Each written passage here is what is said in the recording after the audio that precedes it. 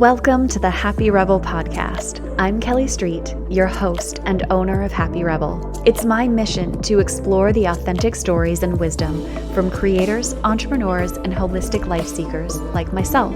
Join me as we challenge societal norms, create room for growth, and connect with the people and the stories that can empower us on our path to becoming happy rebels. Get ready to be inspired and armed with practical tools to navigate your unique journey. Connect with us on Instagram at Happy Rebel, where you can ask questions and share your thoughts. This is the Happy Rebel podcast, where we embrace the dark and the light.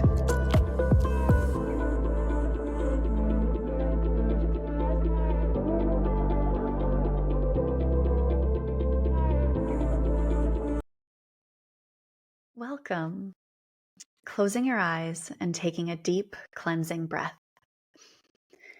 Inhale deeply, and as you exhale, release any tensions or distractions. As you breathe in, envision a bright light, infusing you with clarity, purpose, and intention. With each exhale, let go of anything that no longer serves you on this journey. In this space, we embrace the duality of life, the light and the dark, the challenges and the triumphs. We acknowledge the growth that often comes from rebellion against the ordinary. As you continue to breathe deeply, know that you are not alone on this path. With gratitude for this moment of grounding and connection, slowly open your eyes, ready to embark on this podcast journey with Happy Rebel. Thank you, Heather. Welcome. Good morning. What would you like people to know about you, Heather Smith? What would I like people to know about me?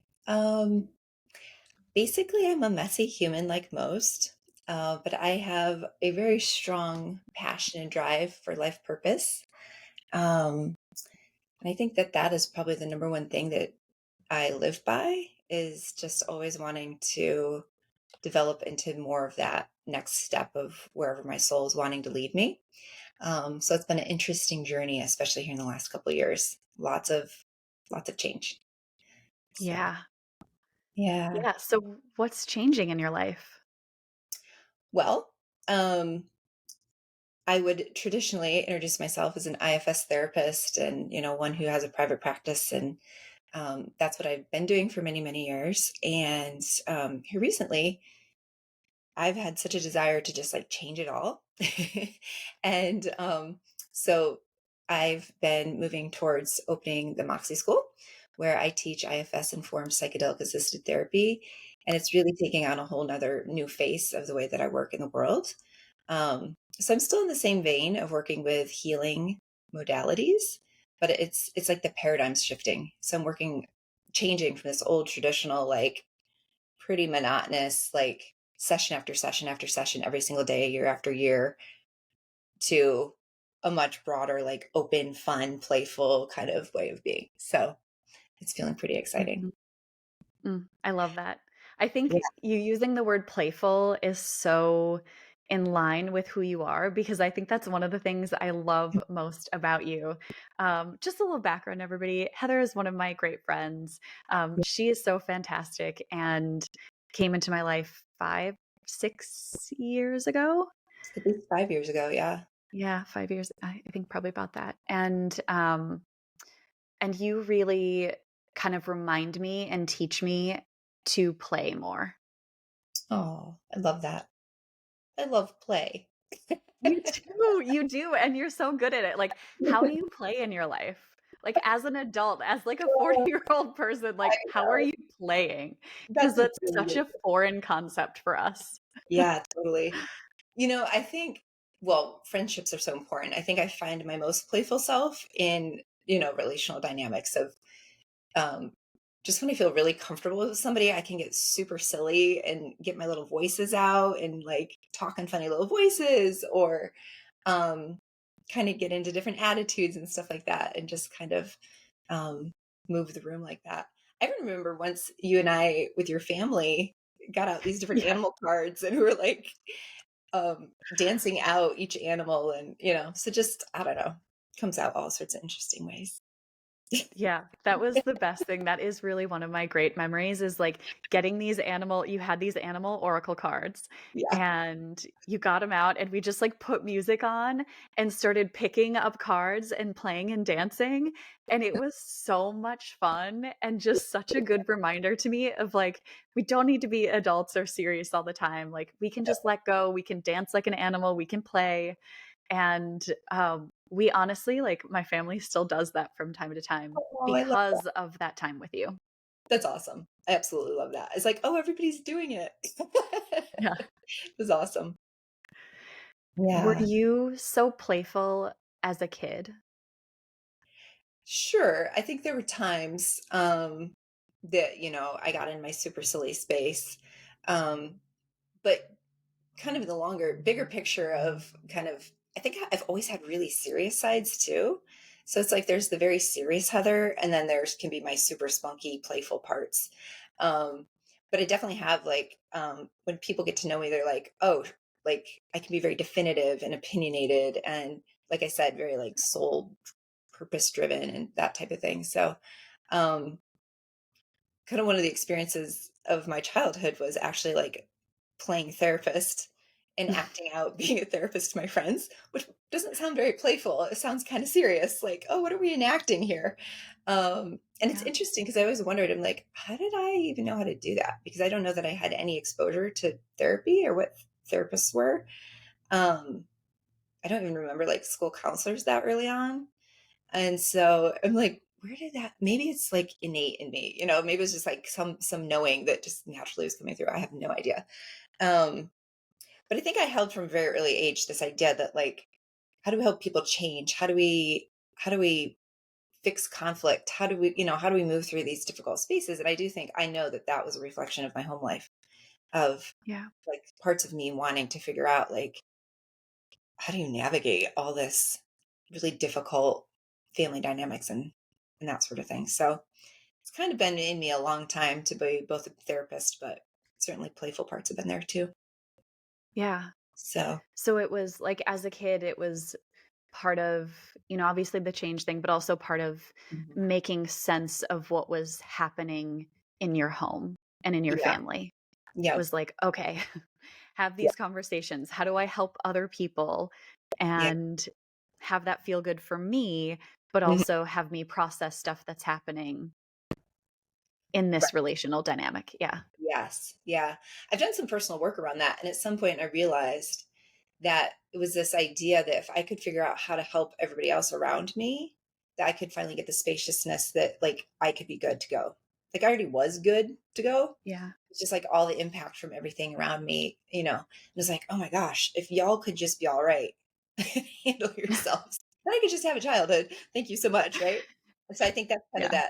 that I think most of us go into professions that are actually reflective of some of our childhood dynamics. I've experienced it a lot with like doctors and attorneys and therapists. And Mhm. once you start kind of fleshing out like the really deep roots of why somebody becomes what they do professionally, there's usually some sort of like original dynamic back in childhood that led to that. So Yeah. it's really interesting. Yeah. I think even that you just had a made me have a realization because even though I came to therapy and going into that sort of healing space a little bit later, Mhm. as a second career, I I do remember I always asked why. Like, I was always like, "Why are we doing this? What is the motivation? Like, why? This Right. doesn't really make sense to me." And I Yeah. think that's probably my approach with my clients too, is more of like a, let's get curious. Like, Mhm. why is this happening? Where does this come from?" Right. And um trying to kind of figure out the root of things to make sense of it, like you Right. said. Right. Right. Yeah.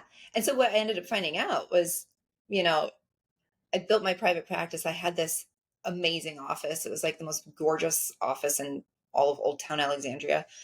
Um, just loved. It was like I came to that pinnacle of that first career, and I was just like, oh, I've checked off every box. Like I feel really good at what I'm doing. I have this consistent clientele. I need no referrals. I was like farming out referrals to all my friends and Yeah. essentially helping them start their own private practices. Um, things were just going amazingly well. And then the burden of the work started coming through. And so it's like on Yeah. some level, like I was making it all happen. But then on the other level, it was like there was still that underlying drive, right? Like that pain of like, why did I originally start doing this? And it was that Yeah. redemption around what will it take for everybody else to be okay so that I can finally feel okay. Um, and that's what ultimately needed healing within my own self so that I could transition into being able to work in that healing field without that kind of burden driving me.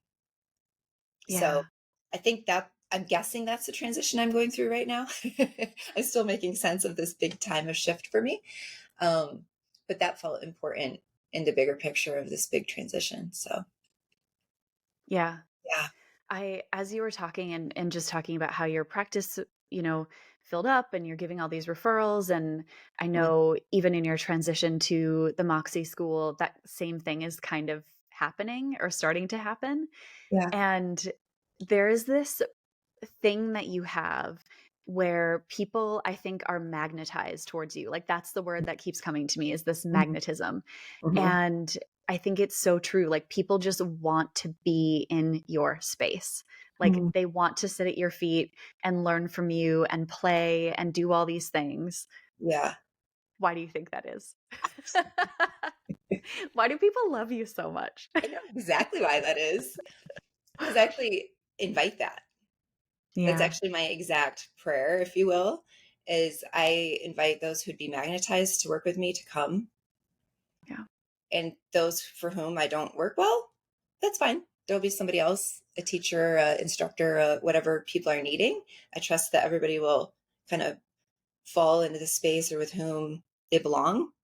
And so I love that you named the word magnetism because it's the exact word I use. It's my invitation of, that energetic draw of like, whoever's supposed to be here, come on in. Mhm. So I think that's probably part of it. Um, I also I think I have a lot of confidence. I know that I have a lot of confidence. I feel confident. I have a lot of love for myself. Like I like who I am. I think that I embody a lot of energy that probably is typically a little bit uncommon. And so I think when people pick up on that, they're like, "Oh, that's different. What's that?" And so I think that's probably a little like draws attention or some sort of like curiosity about me.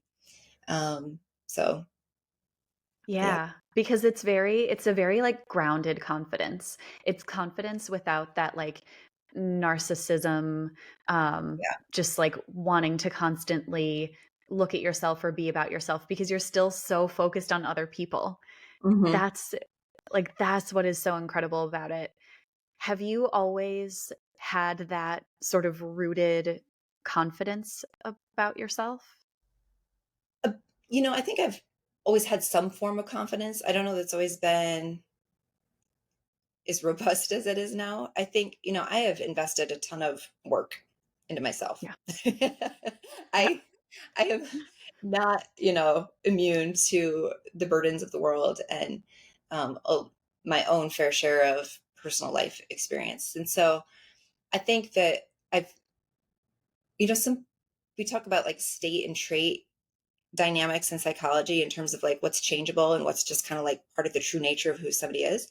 So I think Mhm. there's a bit of the nature of who I am that's just like I think I kind of showed up in the world a bit confident, Yeah. just like with a little gusto, like here we go.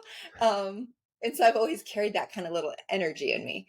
But I would say through really intense personal work over the past several years, I think I've just come into such a rich relationship with myself and really deep knowing of who I am, my parts, feeling way more connected to like my higher self, my wisdom voice, um, and having a lot of trust in that.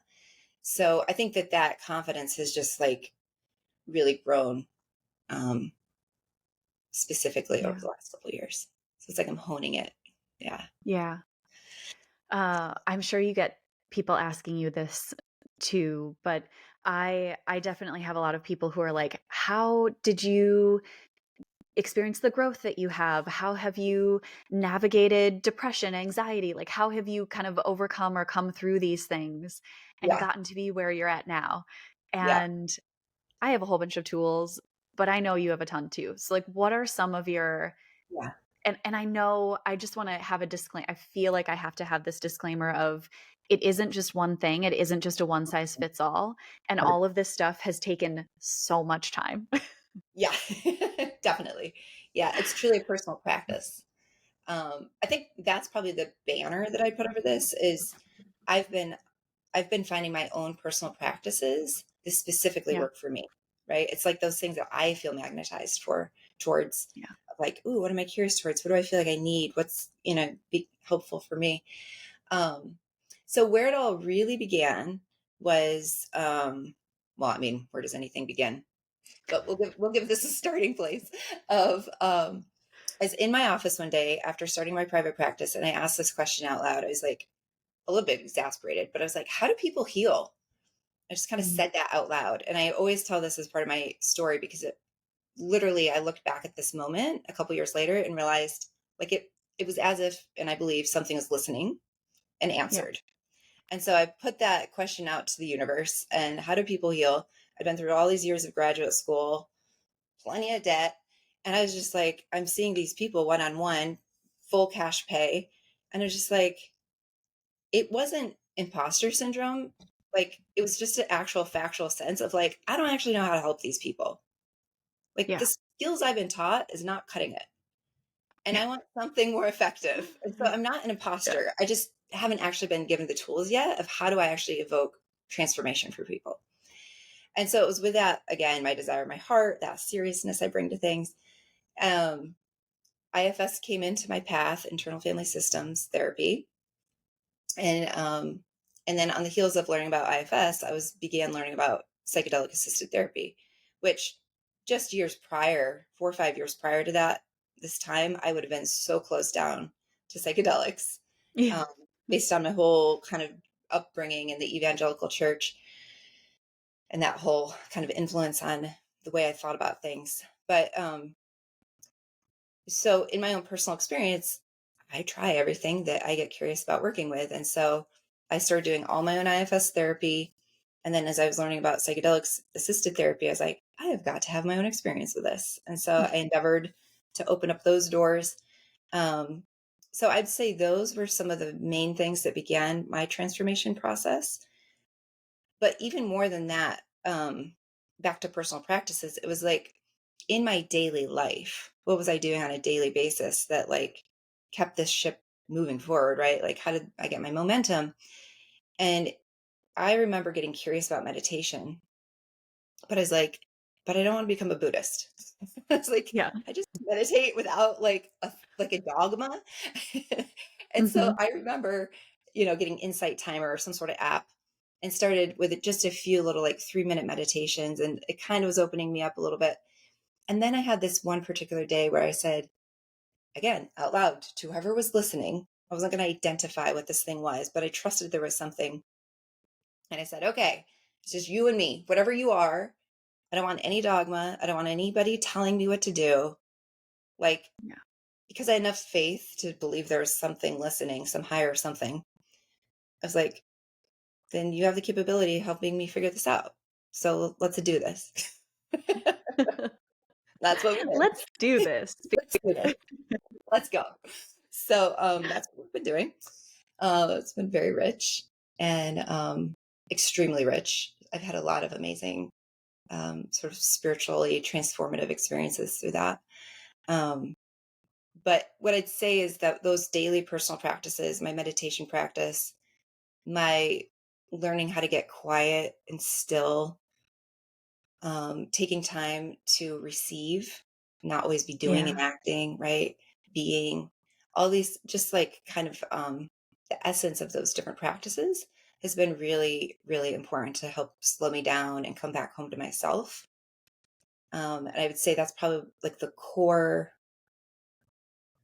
intent of like any of these practices, whether it's IFS, psychedelics, daily meditation practices, um, you could name a million other things. It's like, how do I keep recentering, realigning, and coming back to my truth?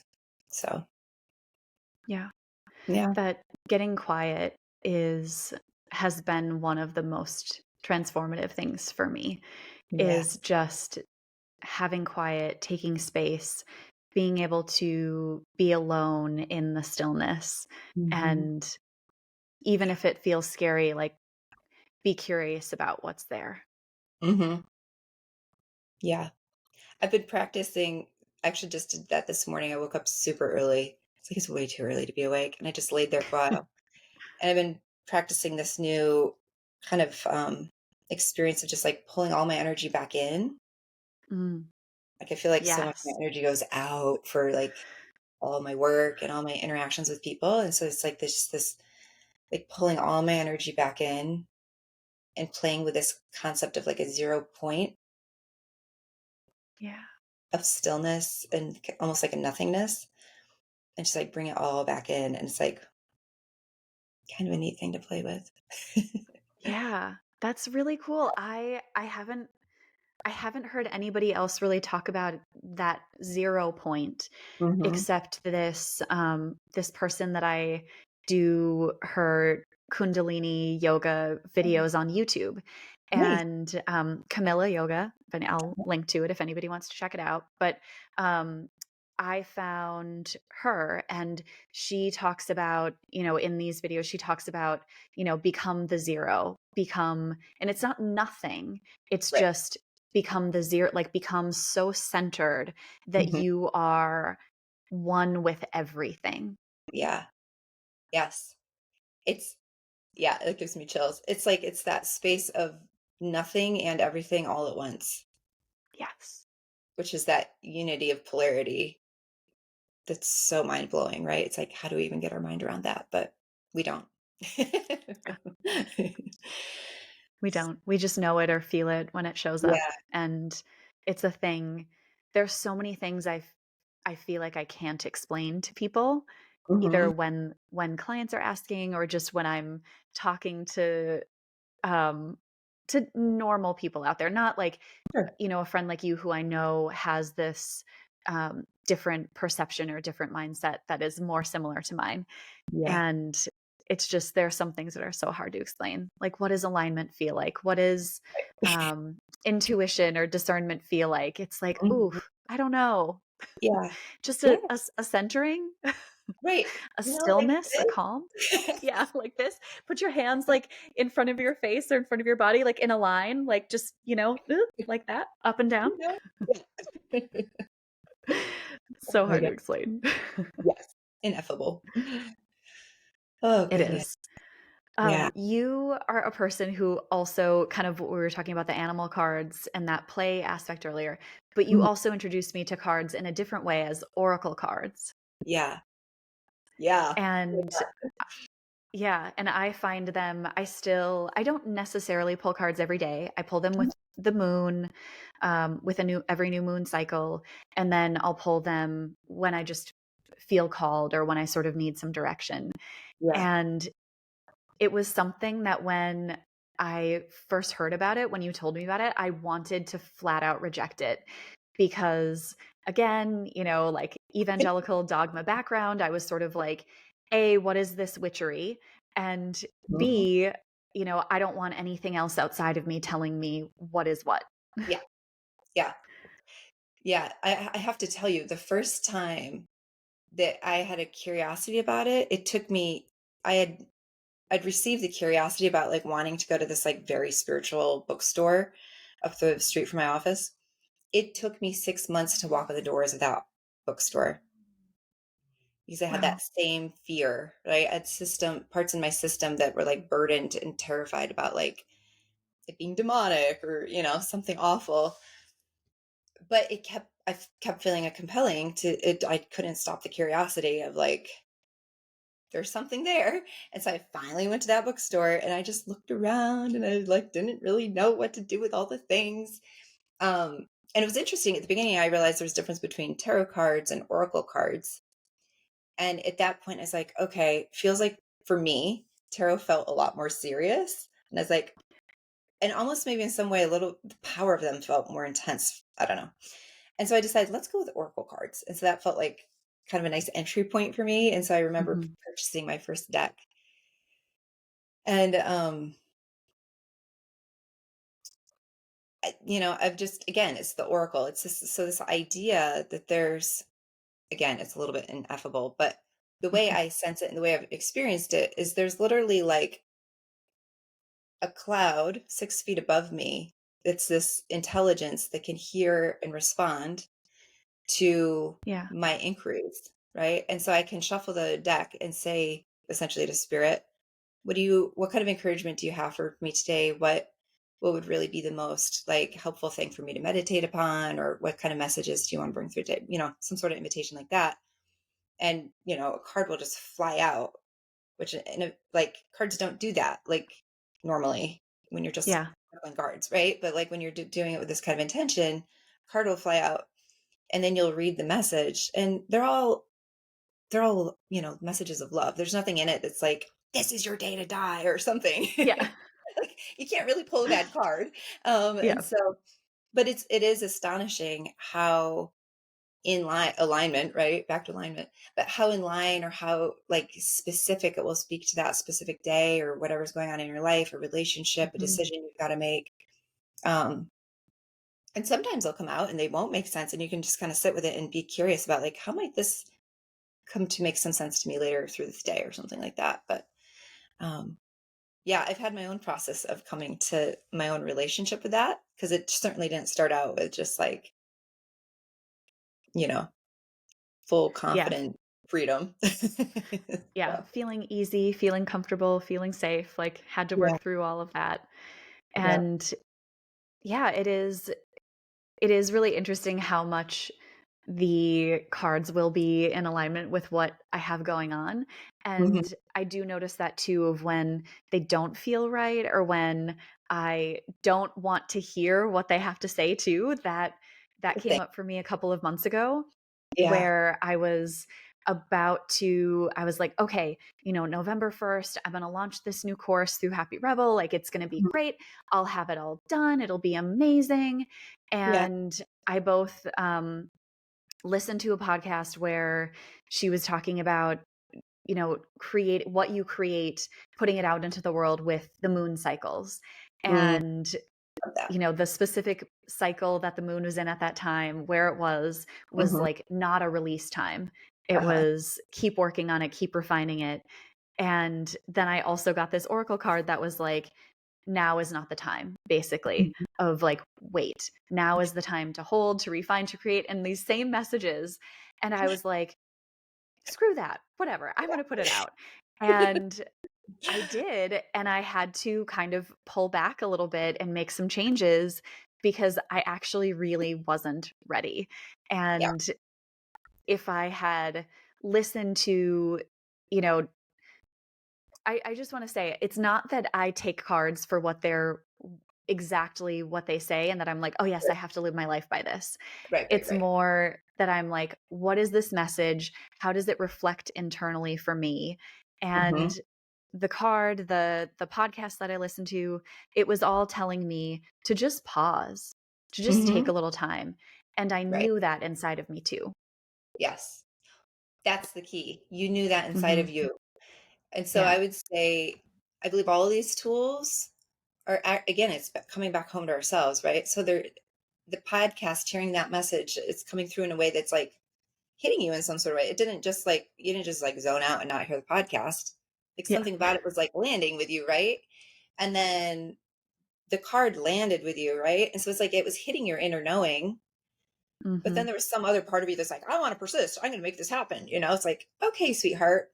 If it could direct back, you would have heard that inner knowing probably more clearly, right? Some Yes. some part persists, which we all do, and then, but I think that's key. It's like there's not the magic isn't in the card itself. But it is quite magical, but it's not going outside of ourselves for something else to Yes. answer or know for us. It's about a redirection back to hearing our own wisdom. And I think Yes. that's what I really love about it is like, and that's been a huge part of my own path is like, trust yourself, trust yourself, trust yourself. Like, come back. Like, how do you know? And just recently, I've been playing with this a lot. Like, how do I know my own wisdom voice? How do I differentiate my actual, like, highest truth wisdom knowing from all the other garble of like my confusion? So Yes. It's a Yeah, I talk about discernment all the time Mhm. because it's something that I have had to work so hard to develop Right. is the trust in myself that I Mhm. know and that I can decide what is for me and what is not for me. Right. Right. Yes. And I Yeah. had this moment at a women's retreat last spring. Mhm. And they had this speaker come in, and they had had a couple speakers come in, and this one in particular where I just immediately it was like this, full body energetic thing where I was like, "No." Yeah. And I luckily could have done enough work that I could take the time to really sit with it. Mhm. And I asked myself, like, is it something that I am rejecting because I'm uncomfortable, something that I just don't want to hear, that I want to push away from myself, that I'm not ready for? And I started laughing. I felt a little bad. I started laughing to myself as she was speaking because I realized I just had the thought, oh, she's not for me. Oh, Just blank, like, oh, she's just not for me. Like, there are other women who were there who were just rapt, who just adored her. And right. I was like, oh, she's not for me. She's for them. Yeah. And that's okay. Oh, love that. Again, shivers of like, I love that you knew that for yourself. So good. We're Yeah. all just little babies, just learning, just That's nice. growing, and like getting all these little skills and tools and putting Right. them in our basket and trying to figure it out. Yeah. And I think when we get that wisdom voice, like when we're really connected to it, it's that simple. Like Yes. there's not some big dialogue about it or some big reasoning or some big logic around it. It's just like, doop, she's not for me. That's it. Yeah, exactly. No judgment, no right or wrong, no good or bad. It's just this. It's fine. Yeah. The deep wisdom is really simple. Very simple. It comes down to like the most simplest denominator, right? Yeah, I love that. Yeah. Oh, thank you. Yeah, Okay, here's one other thing I want to talk about with you. sure. Because of this whole like um magnetism thing, like calling people towards you, the Hmm. word that comes to mind for me with that is abundance. And I know like magnetism, abundance, discernment, intuition, like all of these are sort of buzzwordy things, Hmm. but you are a person who's living a lot of this. And Uh-huh. so this idea of abundance or an abundant mindset, Hmm. how does Hmm. that show up for you? I love that. You know what's interesting? Down on my refrigerator, you know how there you can put magnets on the side because the side of them. Yes, the side of Just the fridge is yeah, magnetic, the front yeah. isn't anymore. Yeah. So on the side of my fridge next to the counter is a picture of your family's Christmas card and a bunch of other little family Christmas cards on the magnets. I keep them up there all year. Oh, And in the middle of that is also a little clip I got from social media like 6 years ago. And it has this little thing about scarcity and abundance. And so I keep it right up oh, there with all the other really important things in my life. But I remember such a poignant moment in that. And it was back way back, it had to be more than 6 years ago. So whenever I was opening my private practice, I was confronted with those fears of like, oh my God, I'm building this thing and I have no clue if I'll ever have a client. yeah. Again, it was a prayer. I have a lot of faith, apparently. Um, but I prayed and it was this magnetism prayer. It was like, I've done the work to open these doors to help people. Now you fill it. Mhm. Oh, bossy. And as I attested to, it filled and I was giving away referrals to umpteen other people. So, but I also got that social media post that I printed out about scarcity and abundance, and it really just hit me. I was like, "There's no shortage of work in the world, especially in Yes. our field. Like, we have 7 billion or more people who are extremely wounded, Yes. and so what we have is a deficit of therapists and healers, not a deficit of work for us, right?"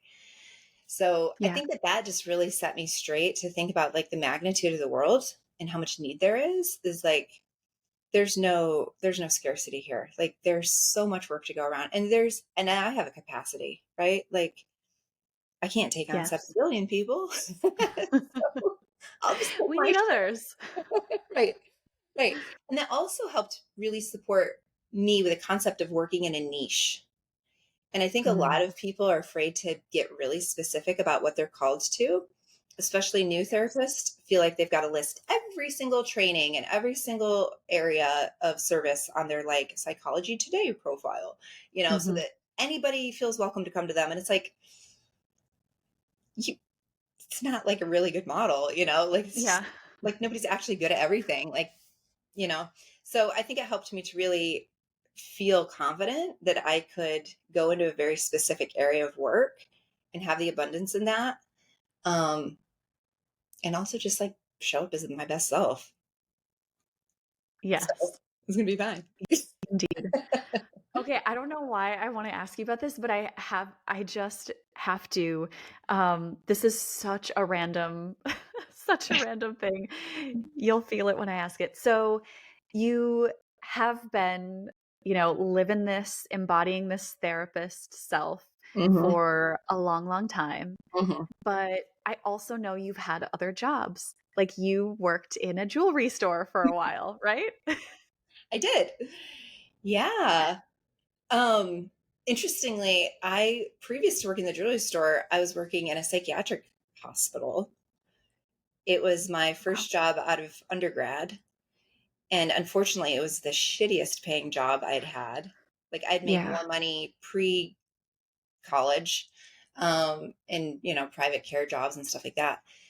And so I went to work at this psychiatric hospital as I was coming into going to grad school. And it was so depressing to me. And I saw the way the patients were being treated, and I saw that everybody's just getting medicated. Yeah. And that was about it. I didn't see a lot of healing. There was no healing. There was no transformation. There was no attendance to what's actually happening here. It was so depressing. Oh, I can feel it. Like as I even speak for it, it's like, oh my God, it's so awful. And I got Yeah. to a point where I was like, I can't do this job anymore. And I remember saying to a friend, like, I got to get out of this. It's awful. She goes, well, if you could do anything in the world that you'd rather do, like anything, what would you do at this point? And I was like, I'd either work at a flower shop or a jewelry store. And she goes, well, I know a jeweler. I was like, oh. So she called her jeweler friend and it's like, hey, I have a friend that needs a job. And I had a new job 2 weeks later. So, and I Wow. loved it. I ended up learning all of the, different gems and diamonds, and um, worked my way into management of a store and set crazy goals like having $100,000 sale that I did. What? The You had great, $100,000 sale? yeah, it was so crazy. So again, manifesting abundance, like calling it in, magnetizing it. We went to this stupid in service. They were trying to like really like get us salespeople all like kind of like more energized, I guess. So we had this huge sales meeting, and it was right before Christmas one year, and they're like, we want you to set a BHAG, a big, hairy, audacious goal. And I was Yeah. like, this is so stupid. It's like, gag me. But I was listening. Fine. Yes. What's my BHAG? And so I was like, okay, well, I'll sell $100,000 sale, like to one person. And I was just being ridiculous, right? Because it was Yeah. annoying me. And so, so about 2 days before Christmas, because men shop really late traditionally, this dude walks into the store. He walks in, he walks directly over to me. He goes, um, do you have any 3 carat diamonds available? And I said, oh, not at this location, but we do at our main flagship store. He goes, yeah, I'm looking for a 3 carat diamond for my wife. And I'd also like to get my daughter a couple things. And I was like, dun, dun, dun, dun. Oh my God, like that's a big diamond. Yeah. I'm like, let me call the owner and the diamond person. And so, anyways, I called the owner and he's like, are you serious? I was like, yes, we have Yeah. somebody here who wants a 3 carat diamond. Can you come now? He's like, yeah, I will be right there. So anyways, it was amazing. He got his wife a 25-year anniversary ring. He worked for a huge corporation that he was like vice president. He just got a huge bonus. and he was there to gift his family. And I was like, and I made my sales goals. So, Amazing. Couldn't yeah, be better. I know. So, yeah, I've had some different jobs, but that was a fun one. It was a good reprieve from the psychiatric institute.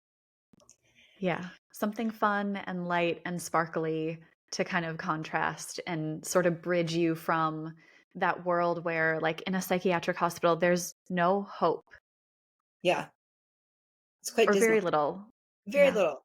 I mean, there were some silver linings. Like, I learned the DSM really well. Like, all the Yeah. diagnoses were right there in front of you, and you could literally see them and talk to people who are experiencing them, and all the symptomology. So I got from a lens of like really understanding some deep quote unquote pathology. I wouldn't use that word anymore, but um, it gave you a front row lens on really the pain of humanity. Yeah. Um, yeah. Oof. So Big yeah, stuff. the jewelry store was a good contrast. Yes, exactly.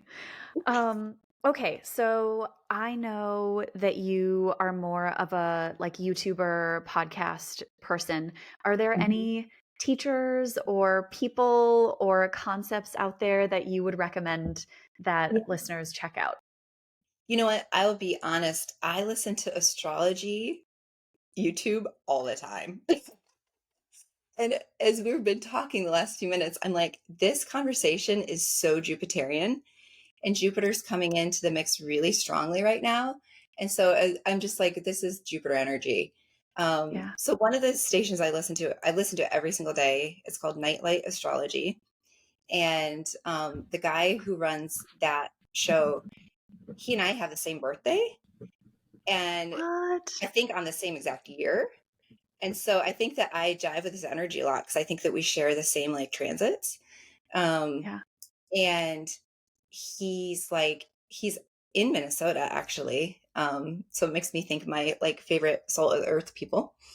Um, and he also has a history with like ayahuasca, and he did several years of plant medicine healing, and he's very spiritual. So anyways, I just love listening to his show. Um, Cool. so that's one I'd recommend for the fun of it. Amazing. And Yeah. then where can people find you? People can find me at the Moxie School. It's just moxieschool.com. And you can find me at that same handle for Instagram or Facebook.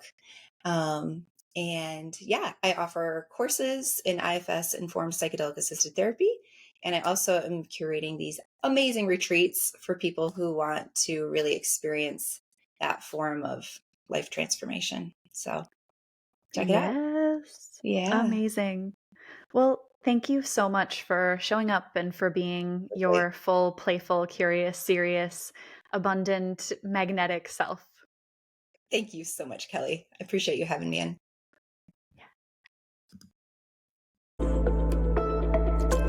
Thank you for being part of the Happy Rebel podcast community. Stay connected with us on Instagram at Happy Rebel. If you've enjoyed our episodes, please consider rating, liking, and reviewing the podcast. It truly does help us grow.